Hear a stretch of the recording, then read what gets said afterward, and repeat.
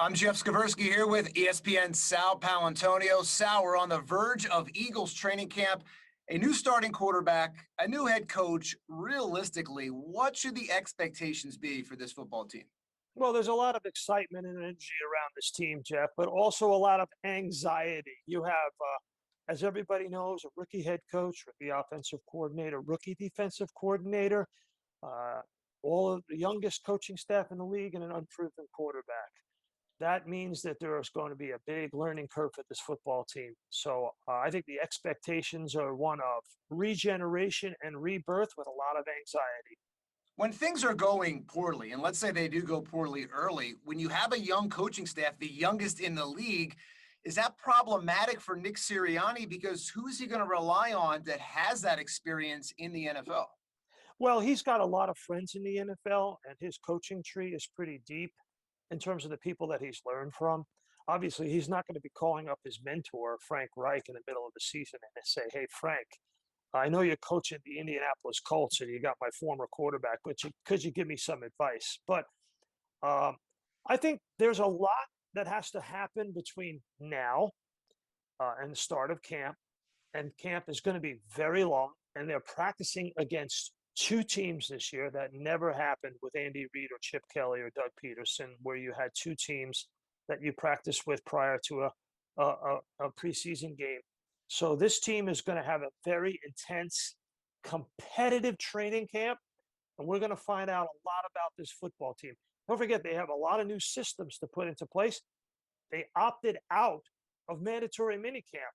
That means this team has not been on the field practicing since May 24th. And when they take the practice field for training camp, July 24th or 25th, that's 2 full months, 60 days without being on the field together. They have a lot to make up for. So how problematic, how behind the eight ball are they? They're one of only a few teams to opt out of that mandatory minicamp. Now you have a new head coach, a new coaching staff, the youngest in the league you're throwing out there with a young quarterback and a young team. Are they behind the eight ball here coming into training camp? I was surprised that Nick Sirianni agreed with the players to opt out of mandatory minicamp because of the inexperience of the coaching staff and the quarterback. But the bottom line, they were one of only 4 teams to opt out. But they do have practices against the Jets and the Patriots and 3 preseason games. And there's a big window between the start of camp and the start of the season, a full 6 weeks. That's a lot of practice, Jeff, when you have a 17-game season for the first time. So you don't want to overload this team or any team in the NFL this summer, because you have to make sure that they are ready to play week 18 on January 9th. That's usually when most college players are completely done with their seasons and getting onto their, Florida vacation. They're going on break. So a lot of these guys will not be used to this kind of workload. Speaking of workload, Jalen Hurts, known for his work ethic, known for really going hard at it, and he's been working hard this offseason. What should we expect from Jalen Hurts early in training camp? What are some things you're going to be looking for from the Eagles quarterback? Super impressed with Jalen Hurts. It's obvious that he is taking command and control of the locker room and the huddle. You can tell by listening to players like Lane Johnson and Jason Kelsey and some others that Jalen Hurts has stepped right in to the leadership vacuum and taken control. And that's really good. So what has to happen in training camp? And let's focus on training camp because, like I said, it's 6 weeks before the regular season starts. What has to happen? Jalen Hurts, we want to see him accurate. He was not an accurate passer his first year. Small sample size, but we want to make sure that he's accurate. 2, we want to see the command and the presence, which we will see. That's important. 3, we want to see him really understand what Nick Sirianni is going to do in this offense. And it's important to realize, Jeff, that Nick Sirianni is going to do for Jalen Hurts exactly what he did for Phillip Rivers last year in Indianapolis. There'll be a lot of hut, hand the ball off to Miles Sanders. It will be a much more shrunk offense. It'll be truncated. There'll be a lot more opportunities for the running backs and the tight ends to make plays to take the pressure off of Jalen Hurts so he doesn't have to throw as much as he did with the Doug Peterson offense. And that's important. Cut down on the turnovers, cut down on the sacks. If he is 30% more efficient and productive than Carson Wentz, this team can easily, Jeff, easily go from 4 wins to 8 wins. And is that going to be good enough for this fan base? 4 wins to 8 wins? Definitely. You know, you're on a 3-year trajectory, especially with a young coaching staff and a young quarterback. 3 years. The first year you're developing, you're incorporating your systems, you're making sure you know what you have at the quarterback position. Second year, you're going to the playoffs. Third year, you're contending for a conference championship game. 3 years, Sal. It seems like eternity in Philadelphia. I don't know if we can wait that long.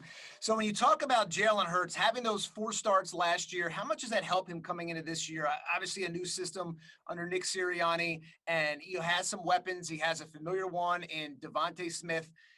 Does that help him having that 4-game experience under Doug Peterson and all the things that came with it last year, or do you throw that out the window here? No, I think it does help him a little bit because it gives him some live fire at the NFL level. But he's got to throw out pretty much all of what he learned from Doug Peterson in terms of that offense. You'll see more RPOs with Jalen Hurts. You'll see, as I said, they'll try to shrink the field so that Jalen Hurts hands the ball off, throws the ball more to Miles Sanders. If you look at the offense that Sirianni and Steichen have run in the past, the offensive coordinator, Shane Steichen, it's all about making sure there's a heavy emphasis on the running back and tight end position. Those are easy throws for Jalen Hurts. That means that there'll be a very heavy emphasis on running the football. If you run the football and have easy throws, ball comes out quickly. What did he do for Phillip Rivers? He reduced the number of sacks. He reduced the number of turnovers. They were 11-5 in Indianapolis. They almost upset Buffalo in the playoffs because they cut down on Rivers' sacks and turnovers that he suffered out on the West Coast in his last years with the Chargers. That's what they got to do with Jalen Hurts. Cut down on the turnovers from Carson Wentz last year, cut down on the sacks, and you go from 4 wins to possibly 8. And I would say, with looking at such an easy schedule, 9 wins is a possibility for the Philadelphia Eagles in 2021. Hey, this time last year, you looked at the Eagles' schedule, and supposedly it was the easiest schedule in the NFL, and we saw what happened. But you talk about taking the pressure off Jalen Hurts, using the guys around him, whether it's the tight ends, the receivers, and then the running backs. Are they built enough for that? I mean, Miles Sanders, you believe he can be a star running back in this league, but him being on the field and being available has really been the biggest issue with him. Yeah, and that's the reason why they drafted a running back out of Memphis to give him a little bit of help. But the bottom line is this team will only go so far if they don't have injuries. They can't have the injuries that they had last year. They had the most offensive line permutations of any team in the league. Lane Johnson played barely half the season. You had the breakdown at right guard after Brandon Brooks went down. So the right side of the offensive line needs to be on the field. Those are veteran Pro Bowl players, Johnson and Brooks. We know Jason Kelce is getting older, but he's still a rock. Don't have to worry about the center position. Don't have to worry about left guard. Left tackle, between Jordan Mailata and Andre Dillard, is going to be one of those training camp battles that we will watch. And two things. One, can Jordan Mailata run block? They don't really are not a left-handed run team. 2, can Andre Dillard remain healthy throughout training camp and make it to the regular season? There's obviously major concerns when you talk about that offensive line because of all the injuries you talked about. Lane Johnson, Brandon Brooks coming off injuries. And then you look on that left side, Andre Dillard coming off a season-ending injury as well, never even played last year. Who's your starting left tackle? And can the other guys, your older veterans, really bring this offensive line together and protect Jalen Hurts, which is obviously the most important thing right now? Right. And so you will protect Jalen Hurts in a number of ways. One, you will give some help to Mailata or Dillard, whoever starts at left tackle, by lining up a tight end. 2, you'll get rid of the ball much more quickly than Carson Wentz got rid of the ball. They will preach, Sirianni and Steichen will preach to Jalen Hurts. It's hut, ball out of your hands in under 2 seconds or 2.2 seconds. Once you get to 2.5 and above, it's Katie bar the door, and here comes the pass rush, no matter who is blocking. Why? Because last year the NFL had a 5-year high in blitzes. NFL defensive coordinators, Jeff, blitzed 27% of the time. That was the most in 5 years. NFL D coordinators are blitzing the quarterback at a high rate right now. So you got to get the ball out. So they will preach to Jalen Hurts, get the football out of your hands, and that will cut down on the sacks, help the offensive line. You run the ball. That's the formula for success. Getting that ball out quicker, obviously, maybe hitting your tight ends. The elephant in the room, Zach Ertz, is among the reasons he's still here is because he is a good tight end, and you need those options, or do you think it has nothing to do with that at all? No, I think that they tried to trade Zach Ertz and couldn't trade him. And so is he on this football team come week 1? Good question. Don't know. I would keep him 100%. And then, so let's go and talk about the defense. Obviously taking some pressure off the offense. Jonathan Gannon, what can we expect from his defense in year 1? Major changes on defense. 2 things. Instead of the single high safety that Jim Schwartz ran, it'll be 2 safeties deep. They will try to keep everything in front of them. That will mitigate their lack of experience and depth that they have in their secondary and cut down on the big plays. As Jim Johnson, the late great Jim Johnson, used to say, and Sean McDermott, his acolyte, runs the same defense in Buffalo. It's all about protecting the house on the back end and breaking down the protection to the quarterback. Break down the protection, protect the house. And that's the defense that you will see in Philadelphia. Blitzes will go up, 2 safeties will go back. Everything will be kept in front of them. How concerned are you about the safety position? I mean, I look at the safety position and I'm worried. I mean, okay, you bring in Anthony Harris, but look, Rodney McLeod's coming off the injury, and you look at the corners on each side. Okay, you have Darius Slay, but who's starting opposite Darius Slay? I have concerns about the secondary and concerns about the safety. Am I wrong here about that? No, you should be concerned about the depth at the secondary positions for sure. And one of the ways to mitigate that is their system. So the bottom line is take fewer chances in the secondary, keep everything in front of you, and use your superior defensive line to get to the quarterback. It's a 6-week training camp, and it's a long 17-game season. You're going to see lots of different ways that this secondary will be deployed. And, you know, Trader Howie, he likes to bring in players. He will look every day, all day. That's the one thing about Howie Roseman. You know, he is absolutely ready, willing, and able to make a trade to help this football team. And I'm certain that he is out there looking for any help that he can get at any position, but particularly in the secondary. Yeah, and he has the ammo, potential 3 number 1 picks next year if that Carson Wentz pick or trade converts from the 2 to the 1. So you talk about trades. The Deshaun Watson stuff is not going away, has not gone away. As much as we talk about Jalen Hurts being the guy, Deshaun Watson, those rumors are still out there. Do you see a scenario where that could still go down at some point here?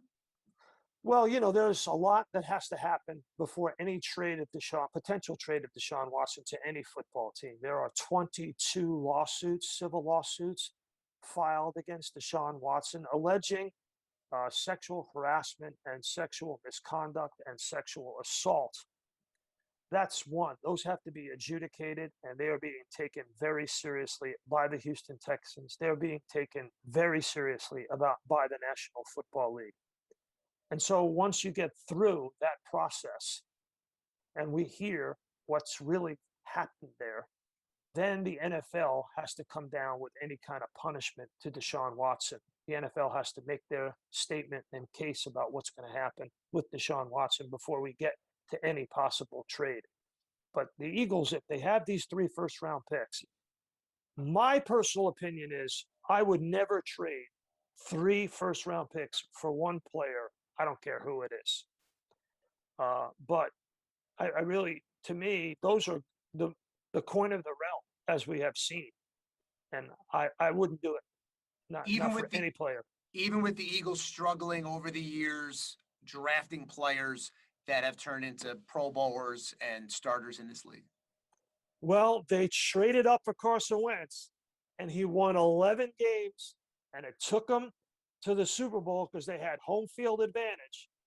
So everybody always says, well, they shouldn't have traded up for Carson Wentz, blah, blah, blah. Carson Wentz got them to the playoffs. He helped Yeah, you win a Super Bowl. absolutely. Was it worth it?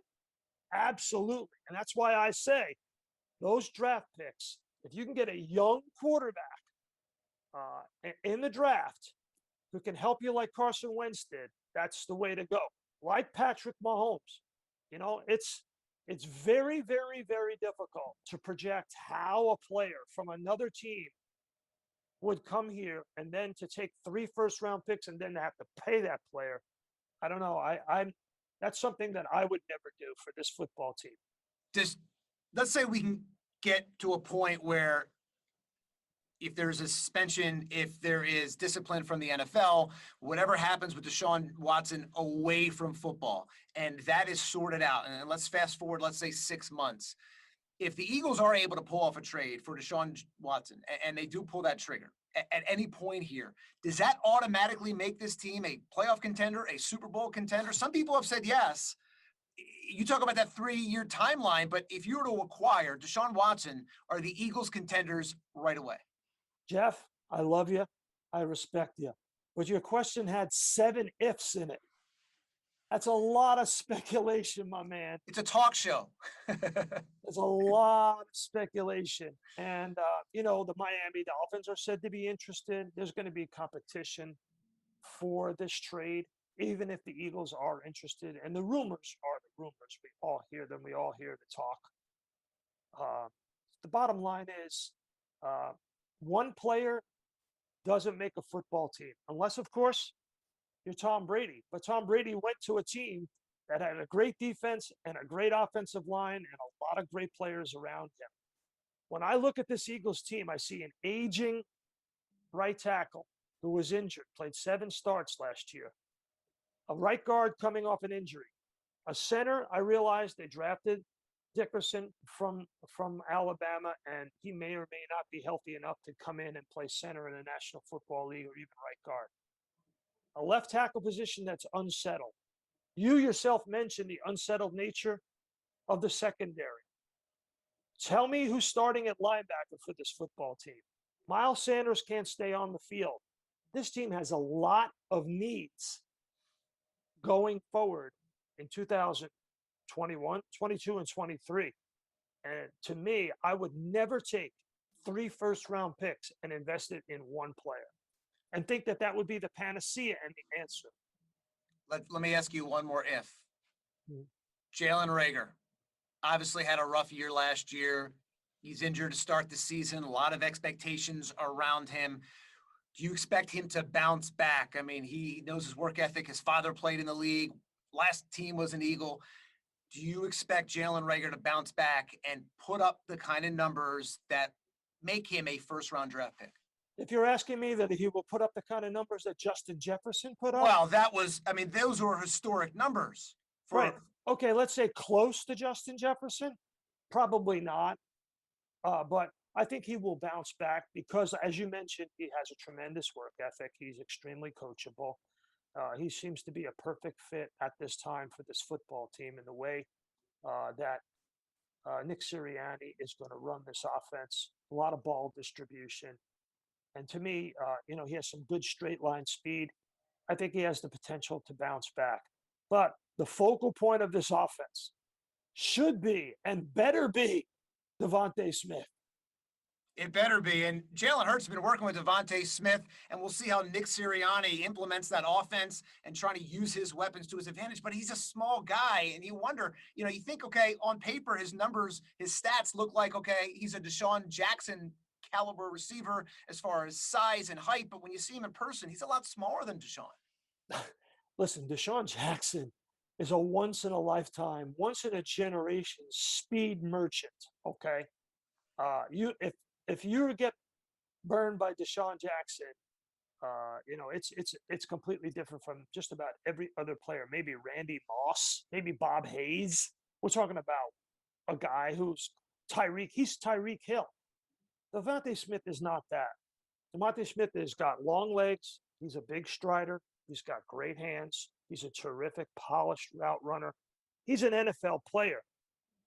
Can he get off the line of scrimmage, as you mentioned? Is he big enough to fight off the larger secondary players in the National Football League? And it'll be up to Nick Sirianni with formation variation, motion. You'll see a lot more in this offense than you saw in Doug Peterson's offense. That will also help Jalen Reagor. I think the offense will be improved, particularly because Nick Sirianni will calm things down with more production and more volume in the running game and throwing the ball in short passes and giving Jalen Hurts an opportunity to succeed where he didn't have one with Doug Peterson's offense. Last thing for you, Nick Sirianni, tons of energy. A lot of the veterans have talked about they are buying into Nick Sirianni. They love his energy he has brought to OTAs and now as they get set for training camp. How do you think Nick Sirianni, based on his experience, based on what you know, how he will handle his first year in Philadelphia, not only with the team, but with the media, with the fans, everything that comes with it, being the head coach of the Philadelphia Eagles? Well, right now, I see a guy who's got great exuberance and energy, and he certainly has enthusiasm for what he's doing. But the proof will be in how he, first of all, runs these practices. I want to see a kind of Andy Reid crispness and timing to these practices. I'm not saying it has to be machine gun fast like Chip Kelly at all, but I want to see players who are disciplined in the right place at the right time and really understanding this offense. Remember, they haven't been on the field since May 24th, so we don't know. And it'll be interesting to see. Work in progress at the beginning, but they got 6 weeks of training camp, including practices against 2 teams right now that are scheduled. The New York Jets, the New England Patriots. New York Jets with a head coach and a rookie quarterback. New England Patriots with a Hall of Fame coach and a veteran quarterback. And so it'll be 2 completely diametrically opposed experiences. And we will see come week 1 whether this team is ready under a very inexperienced coaching staff. Sal Paolantonio, as always, thank you for joining me. I appreciate it. Thank you, Jeff.